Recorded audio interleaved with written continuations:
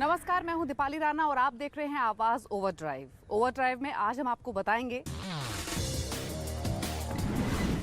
नई range rover evoke की test drive, क्या खासियत है होंडा एक्टिवा 6G में, कार की बैटरी का कैसे रखे ख्याल, और हमारे एक्सपर्ट टूटू धवन बताएंगे रेनो ट्राइबर, बलिनो, स्विफ्ट या होंडा अमेज में से कौन सी गाड़ी लेनी चाहिए। एक तो 7 सीटर है, दूसरा लॉन्ग डिस्टेंस जा सकते हैं on a weekend, so this would be an ideal vehicle. Land rover ने कुछ दिन पहले इवोक का सेकंड जनरेशन लॉन्च किया था और कंपनी का कहना है कि प्लेटफॉर्म से लेकर टेक्नोलॉजी तक ये बिल्कुल नई कार है। तो कैसी है ये नई कार, देखिए इस रिपोर्ट में।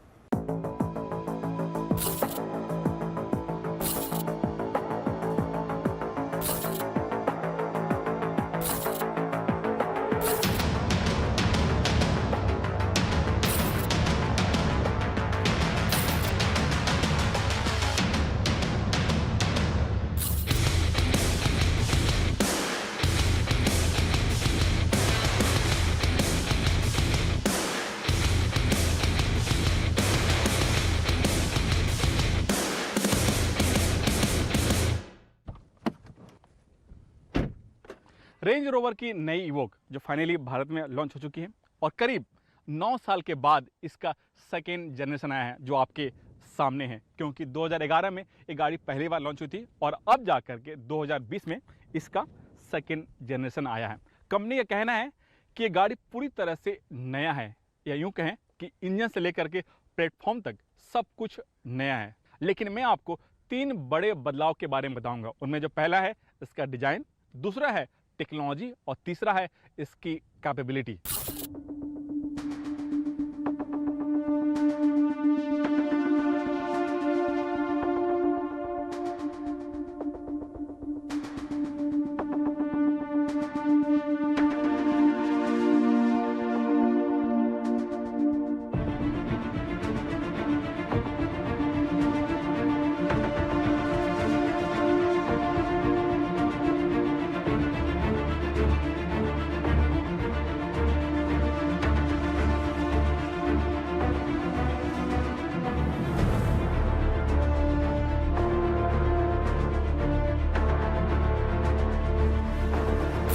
डिजाइन की बात करें तो नई इवोक को नए प्लेटफॉर्म पर बनाया गया है। इसी वजह से जो इसकी हाइट, विड्थ और लेंथ है वो पहले से थोड़ा सा ज़्यादा मिलता है। यहाँ तक कि जो इसका व्हील बेस की लंबाई है उससे भी थोड़ा सा बड़ा किया गया है। इसी वजह से जो सेकेंड रो सीट है उसमें आपको जो लेग रूम है वो थोड़ा सा ज़्यादा मिलता है पहले वाली इवोक के मुकाबले। और इसी प्लेटफॉर्म पर नई डिस्कवरी स्पोर्ट बनी है।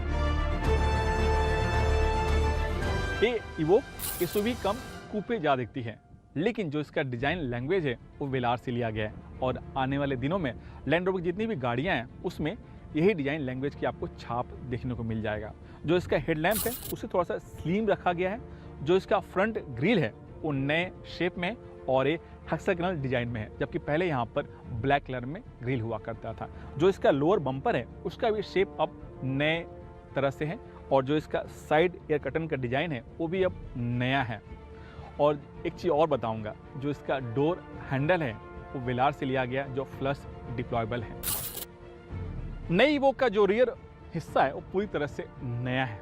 जो इसका टेल लैंप है उसका भी डिज़ाइन पूरी तरह से नए शेप में इसे स्लिम और रैप अराउंड रखा गया है और ठीक जो फ्रंट हेडलैम्प है उसकी तरह ही इसे भी स्लिम रखा गया है। जो इसका लोअर बम्पर है वो भी पूरी तरह से अब नया है जो काफ़ी खूबसूरत दिखता है। जो इसका बूट स्पेस है वो पहले से थोड़ा सा ज़्यादा मिलता है।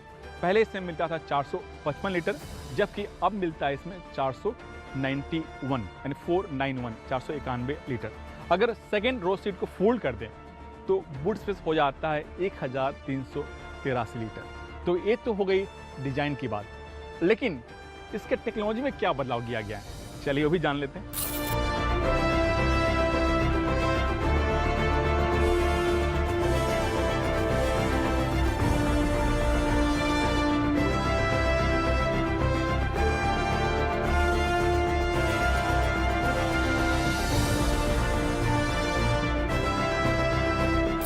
नई इवोक का इंटीरियर पूरी तरह से नया है और इसे पहले के मुकाबले और भी सिंपल बनाया गया, जो लैंड रोवर गाड़ियों की खासियत भी है।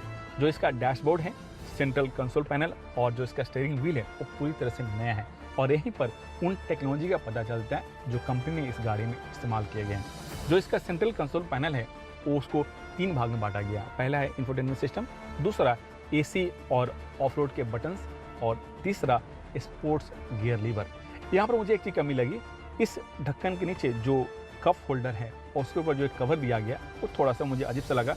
यहाँ पर पहले वाली जो इवोक थी उसकी तरह स्लाइडिंग कवर होना चाहिए था। जो इसका स्टीयरिंग व्हील है वो पूरी तरह से नया है और इसके ऊपर जो बटन्स दिए गए हैं वो फेदर टच है एंड टच के सहारे काम करते हैं। लेफ्ट साइड में आपका ऑडियो दिया गया, जबकि राइट साइड में आपका क्रूज कंट्रोल, लेन चेंजिंग और स्पीड लिमिटर दिया गया। जो इसका TFT स्क्रीन है वो एनालॉग स्टाइल में है, क्योंकि ये जो गाड़ी आप देख रहे हैं वो इवोक का एस मॉडल है यानी लोअर वेरिएंट है, जबकि जो इसका टॉप वेरिएंट है आर डायनेमिक AC उसमें आपको 12.3 इंच का वर्चुअल TFT स्क्रीन दिया गया, जबकि आप उसको अपने सहूलियत के हिसाब से सेट कर सकते हैं। साथ ही जो इसका टॉप मॉडल है उसमें आपको touch pro audio infotainment system मिलता है, जबकि इसमें जो एस मॉडल है उसमें आपको 10 इंच का सिर्फ टच प्रो इंफोटेनमेंट सिस्टम दिया गया है। लेकिन इसकी कैपेबिलिटी कैसी है, चलिए वो भी चला के देख लेते हैं।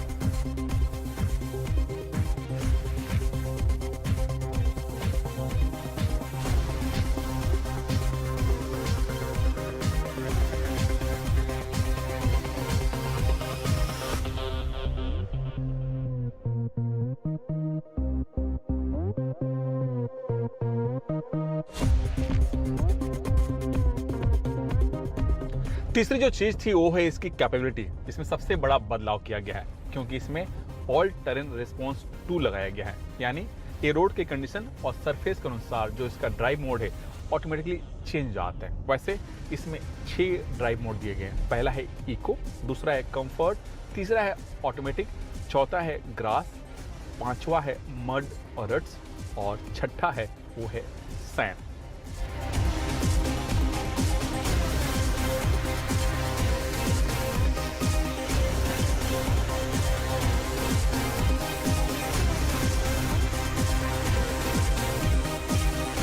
इंजन की बात करें तो इसमें 2 लीटर का BS6 इंजन लगा है जिसका पावर आउटपुट है 178 bhp और इंजन 9 स्पीड ऑटोमेटिक गियर के सहारे काम करता है। तो गियर इतना स्मूथ है कि पता नहीं चलता है कब गियर चेंज हो रहे हैं। स्पीड की बात करें तो जो इसकी टॉप स्पीड है 205 किलोमीटर और 0 से 100 किलोमीटर स्पीड 9.3 सेकेंड में आराम से छू लेती है। कैपेबिलिटी के साथ इसमें सेफ्टी का भी पूरा ख्याल रखा गया है। इसी वजह से सेफ्टी के लिए इसमें 6 airbag, ABS, EBD, traction control, hill ascent, descent के साथ इसमें स्टेबिलिटी कंट्रोल जैसे तमाम फीचर्स दिए गए। इसी वजह से जब आप इस गाड़ी को चलाएंगे तो आपको फील होगा कि आप सेफ्टी वाली गाड़ी चला रहे हैं। और दूसरी बात, जब आप हाई स्पीड में होते हैं और उस समय जब आप टर्निंग के दौरान गाड़ी को टर्न करते हैं तो आपको इन सारे सेफ्टी फीचर्स का फील पता चलेगा।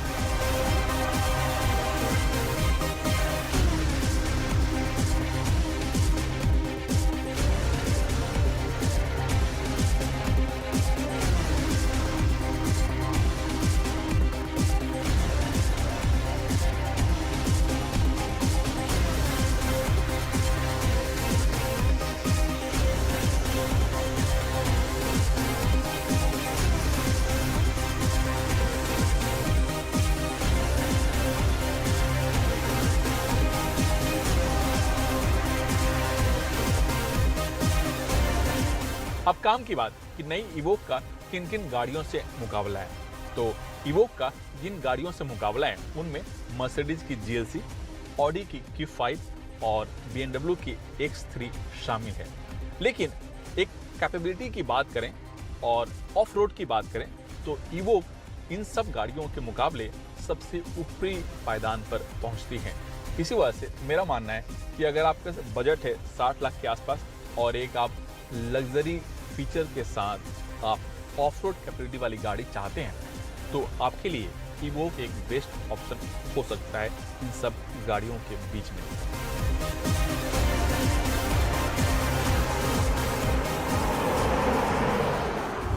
तो इस गाड़ी का नाम जरूर पुराना है, लेकिन इसमें इंजन समेत कई नए फीचर्स हैं। अब देखना ये है कि ये एसयूवी अपने सेगमेंट में कितना धमाल मचा पाती है। लेकिन चलिए, इसी के साथ एक छोटे से ब्रेक का वक्त हुआ है। जब वापस लौटेंगे ब्रेक के बाद तो आपको ले चलेंगे एक्टिवा 6G की टेस्ट राइड पर। तो बने रहिए CNBC आवाज के साथ।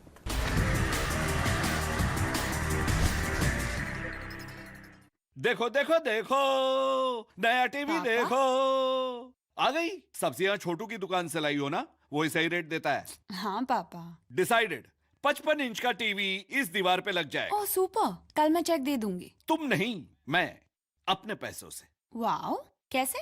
ये देखो advertisement, 30% assured returns on investment. मैं भी इन्वेस्ट कर रहा हूँ। अच्छा, मतलब सब्जी सिर्फ छोटू की दुकान से, पर इन्वेस्टमेंट एडवाइस किसी भी अरे गहरे से। पापा, अजनबी का ज्ञान, अपना नुकसान। सोच कर समझ कर इन्वेस्ट कर।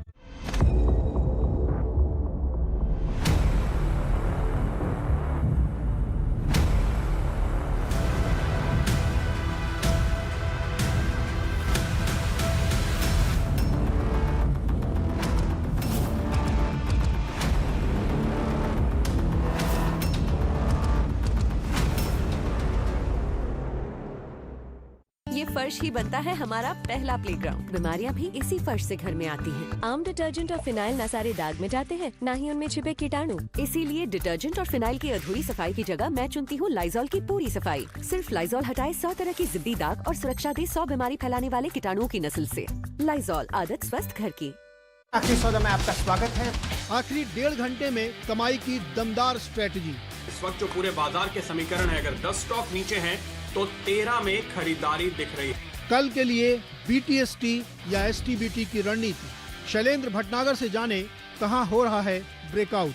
जितनी भी छोटी मूविंग एवरेज है ना, ये स्टॉक उनके ऊपर ट्रेड करता हुआ। वॉल्यूम और प्राइस एक्शन दोनों ही आपके साथ है। लगातार तीसरे दिन इस स्टॉक ने आपको शानदार रैली दी है। लगभग 3.5 लाख शेयर आपके ट्रेड हुए हैं SRF पर। प्रदीप बताएंगे पैसा बनाने का मौका। यहाँ पर एक तेजी का मूव आप बना सकते हैं। देखिए, दिन के हाईज पर ये स्टॉक फिलहाल ट्रेड करता हुआ आपको दिखाई दे रहा है। आखिरी सौदा, मुनाफे की पक्की गारंटी। के प्रायोजक है Fortune refined soybean oil, India's number 1 edible oil, और Amul, the taste of India.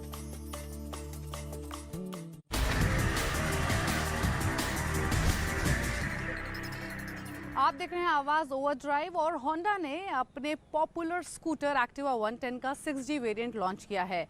Company ने इस स्कूटर को लेकर कई दावे किए हैं। तो चलिए देख लेते हैं कि एक्टिवा 6G में कितना है दमखम।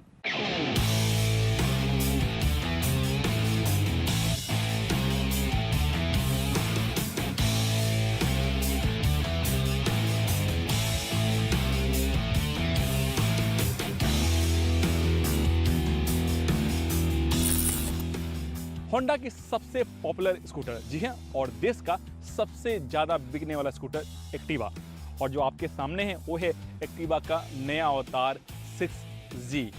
और कंपनी का कहना है कि इसमें कई ऐसे फीचर्स दिए गए हैं जो पहले नहीं हुआ करता था। तो कौन से फीचर्स हैं उसके बारे में बताने से पहले मैं आपको बता दूं कि इस स्कूटर का कीमत कितना है। तो इसकी जो कीमत है वो है 65,000 रुपये स्टैंडर्ड कीमत, और जो इसकी टॉप मॉडल है डिलक्स, उसकी कीमत है 67,000 रुपये। और घर में आते आते इसकी कीमत हो जाती है 85,000 रुपये के आसपास।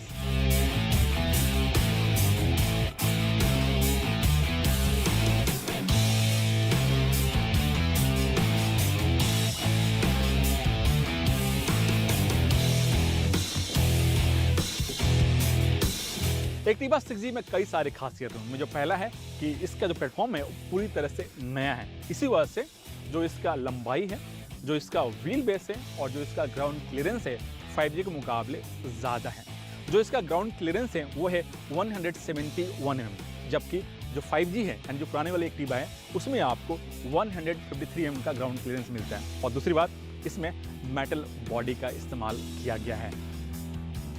दूसरा बदलाव इसके लुक और स्टाइल में किया गया है। ये पहले के मुकाबले थोड़ा सा स्लिम लगता है लुक के मामले में, क्योंकि जो इसकी विड्थ है वो थोड़ा सा पतला रखा गया है। जो इसका हेडलैम्प है वो नया है और इसमें LED का इस्तेमाल किया गया है, जबकि जो इसका साइड टर्न इंडिकेटर है और जो टेल लाइट है उसमें आपको LED का इस्तेमाल नहीं किया गया है। जो फ्रंट सस्पेंशन है वो टेलीस्कोपी है जो कि नया है और इसमें आपको 12 इंच के फ्रंट टायर मिलते हैं, जबकि जो एक्टिवा 5G है उसमें आपको 10 इंच का टायर मिलता है। जो इसका रियर शॉकर है उसमें आपको 3 स्टेप एडजस्टेबल शॉकर मिलता है। लेकिन जो इसका स्पीडोमीटर है वो उतना बेहतर नहीं है जितना कि होना चाहिए, क्योंकि ये एनालॉग स्पीडोमीटर है, इसमें कहीं भी डिजिटल का इस्तेमाल नहीं किया गया। लेकिन राइट साइड हैंडल बार में जो रेड बटन आप देख रहे हैं वो एक नया फीचर्स है और ये इंजन किल स्विच है जो बड़े काम की चीज़ है। चौथा बदलाव जो इसके चाहने वाले मांग कर रहे थे कि फ्यूल फिलर कैप और सीट खोलने के लिए अलग से एक बटन होना चाहिए था जिसके सहारे आप खोल सकें। अब उस डिमांड को भी इसमें फुलफिल कर दिया गया है। फ्यूल फिलर कैप आपका पिछले हिस्से में दिया गया, आपको बार बार सीट खोलने की ज़रूरत नहीं है और इसके लिए इग्निशन स्विच के पास एक छोटा सा बटन दिया गया है। ऊपर अगर प्रेस करते हैं तो आपको फ्यूल फिलर कैप खुल जाता है और निचले हिस्से में आप प्रेस करते हैं तो आपका सीट खुल जाता है और प्रेस करते ही ये सीट खुल जाता है और सीट के निचले हिस्से में आपको 18 लीटर का लगेज स्पेस मिलता है, जिसमें आपको एक बड़ा सा हेलमेट फिट हो जाता है। लेकिन इसकी राइड और हैंडलिंग कैसी है, इंजन में क्या बदलाव किया गया है, चलिए वो चला के देख लेते हैं।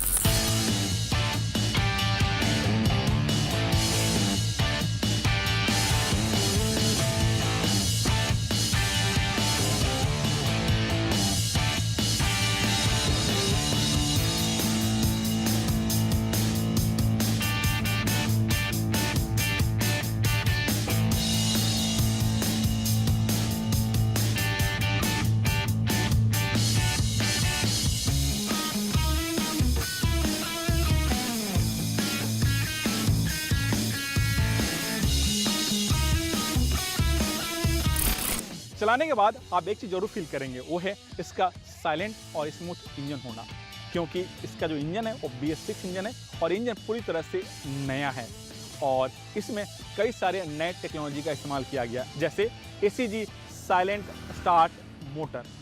जब पहले हम इंजन स्टार्ट करते थे तो खर्रा आती थी, अब इसमें वो नहीं आता है। और दूसरी बात, जो इसका पिस्टन का बोर स्ट्रोक का साइज है वो भी अब बदल गया है, बोर को थोड़ा सा छोटा रखा गया है और जो स्ट्रोक है उसको थोड़ा सा बढ़ाया गया है, यानी उस जो लंबाई है थोड़ा सा बढ़ाया गया है ताकि आपको बेहतर कूलिंग पावर मिल सके। इंजन जो कैपेसिटी है वो है 110 सीसी और जो पावर आउटपुट है करीब 8 bhp और टॉर्क करीब 9 न्यूटन मीटर और इंजन फ्यूल इंजेक्शन टेक्नोलॉजी पर काम करता है।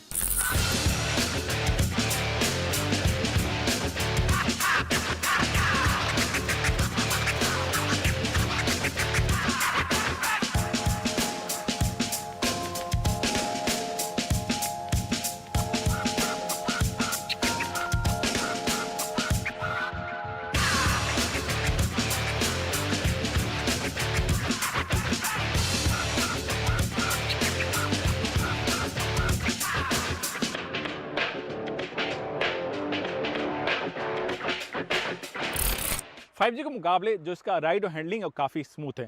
थ्रोटल खोलते ही स्कूटर तुरंत पिकअप पकड़ लेते हैं और जो इसका टॉप स्पीड है वो है 85 किलोमीटर के आसपास। माइलेज, कंपनी का कहना है जो इसका माइलेज है वो 5G के मुकाबले 10% ज़्यादा है और जो मुझे सिटी में माइलेज मिला है वो करीब 40 से 45 किलोमीटर के आसपास। लेकिन माइलेज डिपेंड करता है कि आप स्कूटर कैसे चलाते हैं और ट्रैफिक कंडीशन कितना बेहतर है, कितना ख़राब है। अब सवाल उठता है कि 6G को लें या इस सेगमेंट के जो बाकी स्कूटर हैं उनमें से कोई एक लें। तो मेरा मानना है कि अगर आपके बजट है 80 से 85 हज़ार के आसपास और आप एक होंडा की ब्रांड वैल्यू चाहते हैं तो आपके लिए एक्टिवा 6G एक बेस्ट ऑप्शन हो सकता है। और अब रुक करते हैं हमारे खास segment Servo presence tip of the week का। कार की बैटरी कार की लाइफलाइन होती है, लेकिन काफ़ी बार आप इसका ठीक से ख्याल नहीं रखते और ये बैटरी आपके लिए परेशानी का सबब बन जाती है। ऐसे में कार की बैटरी की लाइफ बढ़ाने के लिए कौन सी वो टिप्स हैं, देखिए आवाज़ ओवरड्राइव की खास पेशकश टिप ऑफ द वीक में, यानी बैटरी का कैसे रखें ख्याल। बैटरी कार के लिए एनर्जी का बड़ा जरिया होती है, इसलिए हफ्ते में एक बार बैटरी की जांच जरूर करें। हर हफ्ते एक बार बैटरी टर्मिनल के पास जमा एसिड जरूर साफ करें। अगर बैटरी मेंटेनेंस फ्री नहीं है और उसमें पानी डालना पड़ता है तो बैटरी में पानी का लेवल नियमित रूप से जांचते रहें। अक्सर लोग बैटरी टर्मिनल पर ग्रीस का इस्तेमाल करते हैं, लेकिन ये ग्रीस आपकी बैटरी को खराब कर सकता है। इसलिए ग्रीस की जगह पेट्रोलियम जेली या रोजमर्रा में काम आने वाली वैसलीन का प्रयोग कर सकते हैं। याद रखें, हमेशा बैटरी टर्मिनल को साफ रखें। अक्सर चलते चलते कार गर्म होने लगती है। इसका असर कार की बैटरी पर पड़ता है और उसका पानी जल्दी सूख जाता है। इससे बैटरी जल्दी ऑक्सीडाइज हो जाती है। इसलिए जरूरी है कि बैटरी का ख्याल रखने के लिए इंजन की भी देखभाल की जाए। किसी भी बैटरी की लाइफ 3-4 साल की होती है। हालांकि कुछ कंपनियां बैटरी पर 5 साल की वारंटी देती हैं, लेकिन आमतौर पर बैटरी 3-4 साल के भीतर खराब होने लगती है। इसलिए 3-4 साल में बैटरी को बदलना जरूरी है। जब भी गाड़ी बंद करें तो ध्यान रखें कि सभी लाइट्स या इंफोटेनमेंट सिस्टम बंद हो।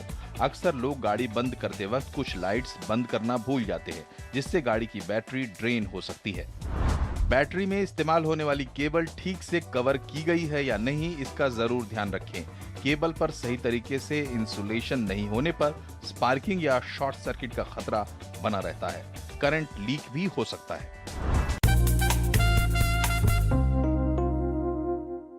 अभी वक्त हुआ एक ब्रेक का। ब्रेक के बाद मशहूर ऑटो एक्सपर्ट टूटू धवन आपको बताएंगे कि Renault Triber, Maruti Baleno, Maruti Swift या फिर होंडा अमेज में से कौन सी कार आपको लेनी चाहिए।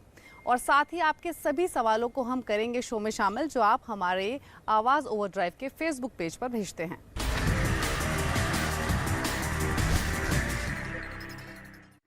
क्या आपको अपने ट्रेड की जानकारी उसी दिन स्टॉक एक्सचेंज से सीधे SMS या ईमेल पर मिलती है? क्या आप जानते हैं सभी स्टॉक एक्सचेंज अपने इन्वेस्टर्स को फ्री में ये जानकारी मुहैया कराते हैं। अगर आपको ये मैसेज नहीं मिलता तो इसका सीधा मतलब है कि आपने स्टॉक ब्रोकर को अपनी जो कॉन्टैक्ट डिटेल्स दी हैं उसे अपडेट नहीं किया गया है। तो तुरंत अपने सेबी रजिस्टर्ड ब्रोकर के पास अपना एड्रेस, ईमेल आईडी और मोबाइल नंबर अपडेट कराइए, ताकि एक्सचेंज सीधे आप तक आपकी ट्रेडिंग की जानकारी पहुंचा सकें। ध्यान रखिए, आपकी अपडेटेड KYC जानकारी आपको भविष्य में होने वाली कई परेशानियों से बचा सकती है। सुरक्षा सोच कर समझ कर इन्वेस्ट कर। NSE द्वारा निवेशकों के हित में जारी। आप देखें ट्रेडर्स हॉटलाइन, जब हम कहते हैं कि अंदाज मार्केट का क्या है, FNO में फंसी है पोजीशन तो डरने की बात नहीं। आप देखें हालांकि आपको धीरेज के साथ करें FNO की हर मुश्किल हल। जिंदल स्टील एंड पावर के 2 लॉट्स है सर, इसी दरमियान ट्रेड करता रहेगा। शेयरों से जुड़े सवाल पूछने का सबसे भरोसेमंद शो, ट्रेडर्स हॉटलाइन, यानी भरोसे का पहला नाम। हम सबको पता है कि हेल्दी खाना हम सबके लिए कितना इम्पोर्टेंट है, और उसके साथ किचन की सफाई। पर किचन की सफाई के साथ डिसइंफेक्शन भी बहुत जरूरी है। आप किसी भी डिसइंफेक्टेंट का इस्तेमाल कर सकते हैं, पर बार बार छुई जाने वाली सर्फेसेस यानी कि टेबल टॉप, किचन स्लैब, फर्श इत्यादि को डिसइंफेक्ट करना ना भूलें। WHO भी यही सिखाता है, मैं भी कर रही हूँ, आप भी कीजिए। Issued in public interest by Lysol and Network 18. Disinfect to protect. पहली चाल, शानदार रणनीति, बदलेगी आपकी किस्मत। मार्केट की हर बाजी होगी आपकी। जब तैयारी होगी पूरी, देखिए पहला सौदा सिर्फ CNBC आवाज पर। के प्रायोजक है फॉर्चून चक्की फ्रेश आटा, सॉफ्ट रोटी का वादा।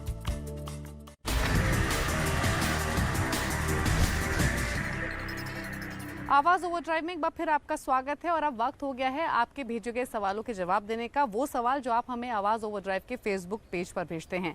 आपके सभी सवालों के जवाब देने के लिए हमेशा की तरह हमारे साथ मौजूद हैं मशहूर कार एक्सपर्ट टूटू धवन।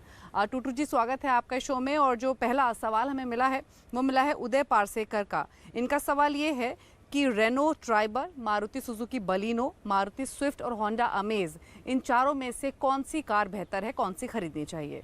उदय जी, हम आपको रिकमेंड करेंगे रेनो की ट्राइबर, बिकॉज एक तो 7 सीटर है, दूसरा उसकी आप जो 3rd रो नहीं आपको इस्तेमाल करनी और उसको निकाल देंगे तो इतनी ज़बरदस्त लगेज कैरिंग स्पेस बढ़ जाती है that you can carry a full fledge picnic kit और आप लॉन्ग डिस्टेंस जा सकते हैं on a weekend. So this would be an ideal vehicle. 1 litre engine है, 72 bhp निकालता है, 20 किलोमीटर की फ्यूल एवरेज की दावा है, और price also is very very nice. 5 lakh से शुरू होती है, 6.78 तक जाती है। But not be remind you कि Renault use to make F1 engine, जो F1 इंजन चलते हैं फॉर्मूला कार्स के अंदर, वो रेनो ही बनाता था, and they were very very successful. So ये भी गाड़ी जो उन्होंने ही बनाई है, तो obviously this carries the DNA of that F1। दूसरा सवाल हमें भेजा है जतिंदर सिंह ने, और सवाल इनका ये है कि मारुति बलिनो और टोयोटा की ग्लेंजा में से कौन सी कार बेहतर रहेगी। Jatinder ji, just to give you heads up, आपको भी पता होना चाहिए वैसे थोड़ा सा, जब गाड़ी खरीदने जाते हैं या कुछ और भी खरीदने जाते हैं, कि ये दोनों गाड़ियाँ जो आप बात कर रहे हैं जिनकी, वो एक ही गाड़ी है। वो एक्चुअली मारुति की ही प्रोडक्ट है। बलेनो है मारुति का और ग्लेंजा है टोयोटा का। They have an understanding between themselves for sales. So but जो ग्लेंजा है उसके अंदर थोड़ा क्रोम वर्क ज़्यादा है, और उसकी obviously price you will have to pay. बाकी आप कंपैरेटिव प्राइसिंग देखनी है तो बलेनो इज़ बेस्ट, और बलेनो का जो हाइब्रिड है 1.2 लीटर इंजन के साथ 88 bhp निकालती, that I would recommend is a better vehicle to have, and उसकी fuel average also is very good, 23 देती है किलोमीटर पर लीटर, और प्राइस उसकी शुरू होती है 5 लाख से और जाती है 9 लाख तक। So I think all in all it's a great vehicle to have, provided, and also आपको सब कुछ उसमें मिलेगा, all the bells and whistles, brakes and everything, security system, safety features, everything on board. तो उम्मीद करते हैं आपको अपने सवालों के जवाब मिल गए होंगे, लेकिन ओवरड्राइव के साथ जुड़े रहिए। हमारे फेसबुक पेज पर जाकर ऑटो से जुड़े हुए अपने तमाम सवाल हमें आप भेज सकते हैं, और हमारे एक्सपर्ट्स देंगे आपके हर सवाल का जवाब। चलिए, इसी के साथ इट्स द टाइम टू से गुड बाय, लेकिन हाँ, सोशल डिस्टेंसिंग का पालन जरूर करें। नमस्कार।